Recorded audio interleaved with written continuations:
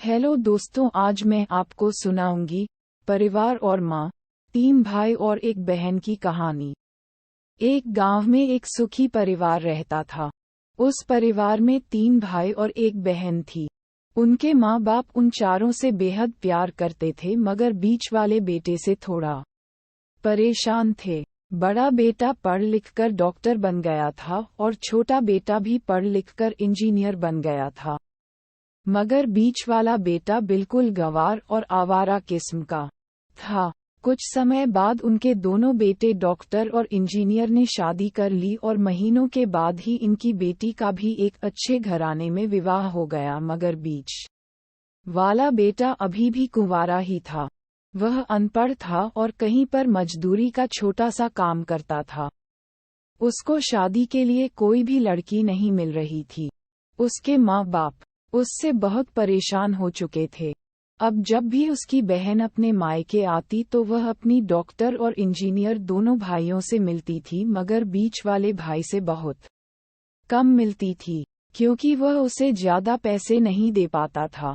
लेकिन फिर भी वह अपनी बहन से बहुत अधिक प्यार करता था।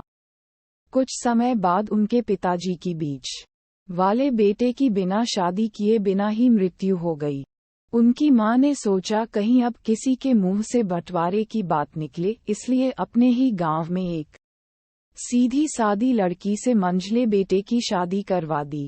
शादी होते ही न जाने क्या हुआ, अनपढ़ बेटा मन लगाकर काम करने लगा और पहले से कहीं ज्यादा मेहनत भी करने लगा। अब कोई भी पुराना दोस्त उसको मटरगश्ती के लिए बुलाने आता तो वह मना कर देता। एक दिन उसके डॉक्टर और इंजीनियर भाई ने सोचा कि यह तो गंवार और अनपढ़ है, हम इससे कहीं ज्यादा पैसे कमा लेते हैं, इसलिए अब हमें बंटवारा कर लेना चाहिए। माँ के लाख मना करने के बाद भी दोनों बेटों ने बंटवारे की तारीख तय कर दी और उन्होंने अपनी बहन को भी बुला लिया। तभी उनका गंवार भाई कहता है कि तुम लोग बंटवारा कर लो, मुझे जो बचे वो दे देना या ना देना, मैं शाम को आकर अंगूठा लगा दूंगा। तभी उसकी बहन कहती है, अरे बेवकूफ, तू तो हमेशा बेवकूफ ही रहेगा। जमीन का हिस्सा तो आमने सामने बैठकर होता है। और उसकी माँ भी उसे काम पर जाने से रोकती है।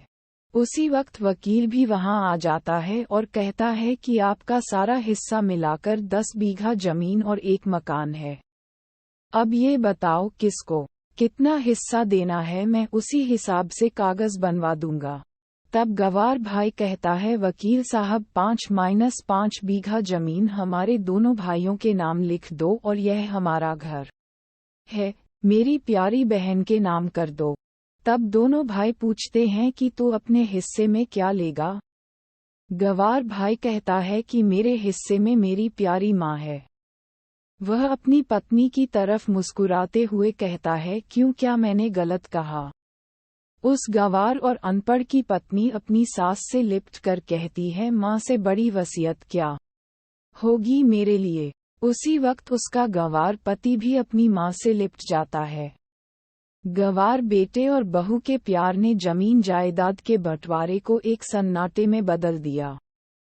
तभी बहन अपने गंवार भाई के गले लगकर लिपटकर रोते हुए कहती है कि माफ कर दो भैया, मैं आपको सम्मान नहीं दे सकी। तभी उसका भाई कहता है, मेरी प्यारी बहन, इस घर में जितना अधिकार हमारा है उतना ही तुम्हारा भी है, और रही बात बंटवारे की, तो बंटवारा नहीं करने से जीवन खत्म तो नहीं हो जाएगा। क्यों करते हैं हम बंटवारा?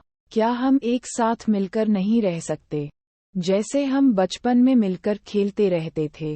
एक साथ मिलकर रहने को ही तो कहते हैं एक अच्छा परिवार, और उसके परिवार को संभालती है एक माँ। तभी उसके दोनों भाई भी बहुत शर्मिंदा होते हैं और वह बंटवारे के सभी कागज फाड़कर फेंक देते हैं, और उस दिन के बाद से उनका पूरा परिवार खुशी खुशी एक साथ रहने लगा। दोस्तों, आपको ये कहानी कैसी लगी? अगर अच्छी लगी हो तो वीडियो को लाइक करें, शेयर करें और चैनल को सब्सक्राइब करें। धन्यवाद।